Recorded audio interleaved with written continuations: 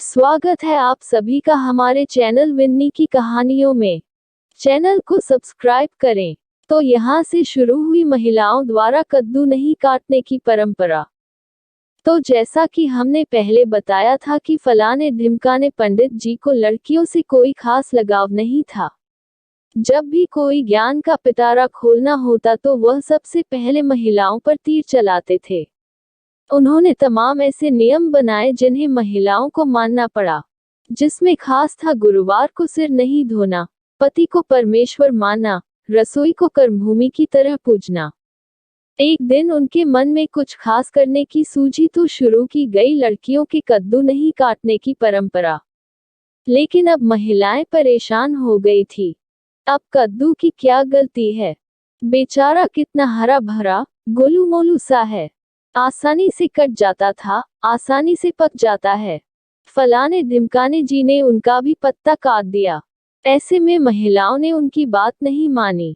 वो लंबे से चाकू से कद्दू पर जबरदस्त वार करके झट से मीठा कद्दू बना देती थी। अब ये देखकर फलाने जी को बिल्कुल अच्छा ना लगा। फिर उन्होंने ब्रह्मास्त्र की तैयारी की। उन्होंने कहा कि महिलाओं द्वारा कद्दू का काटना अपने बड़े बेटे की बलि देने के बराबर है। अब महिलाएं डर गई। पुत्र प्रेम, जिसे शब्दों में बयान नहीं किया जा सकता।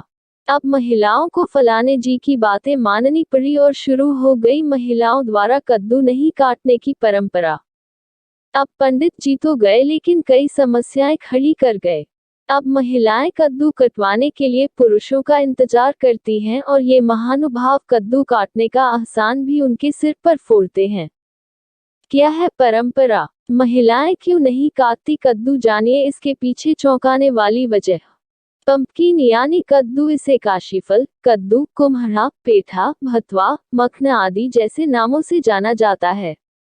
इससे कई तरह के बहुत ही स्वादिष्ट व्यंजन बनाए जाते हैं। साथ ही ये सेहत के लिए भी अच्छा होता है, क्योंकि कद्दू को आयुर्वेद में औषधीय गुणों से भरपूर माना गया है। लेकिन कद्दू कोई साधारण चीज नहीं है। पहले घर का कोई पुरुष कद्दू को काटता है, उसके बाद ही महिला इसे काट सकती है। लेकिन क्या आप जानते हैं कि आखिर इसका क्या कारण है और इसके पीछे क्या धार्मिक महत्व है? कद्दू को माना जाता है बेटा। लोक मान्यताओं के अनुसार कद्दू को बड़ा या ज्येष्ठ पुत्र माना जाता है। छत्तीसगढ़ समेत कई राज्यों में विशेषकर आदिवासी समुदाय की महिलाएं तो आज भी कद्दू को नहीं काटती हैं, क्योंकि इसके पीछे मान्यता है कि कद्दू को काटना बड़े बेटे की बलि देने के समान होता है। इसलिए कद्दू का व्यंजन बनाने से पहले पुरुष इसे काटते हैं, फिर महिलाएं इसके छोटे छोटे टुकड़े काट सकती हैं, क्योंकि महिलाएं कद्दू को साबुत नहीं काट सकती। नारियल की तरह ही कद्दू का भी महत्व। हिंदू धर्म में जिस तरह महिलाओं का नारियल फोड़ना वर्जित होता है, उसी तरह से कद्दू काटना भी मना होता है। महिलाएं पूजा में नारियल चढ़ा सकती हैं, लेकिन इसे फोड़ नहीं सकती। ठीक इसी तरह महिलाओं को कद्दू काटने की भी मनाही होती है। कद्दू को जब तक पहले कोई पुरुष ना काटे, महिला इसे नहीं काट सकती। इसका कारण यह है कि सनातन धर्म में नारियल और कद्दू जैसी चीजों को सात्विक पूजा में बलि का प्रतिरूप माना जाता है। स्त्री सृजन करता है, ना कि संहार करता। ऐसा पौराणिक महत्व है कि जहाँ पशु बलि नहीं दी जाती है, वहाँ कद्दू को पशु का प्रतीक मानकर बलि देने की परंपरा है। सनातन परंपरा के अनुसार स्त्री सृजन करता है, ना कि संहार करता। वह माँ है जो जन्मदात्री है और जन्म देती है, इसलिए वह प्रतीकात्मक रूप से भी बलि नहीं दे सकती है।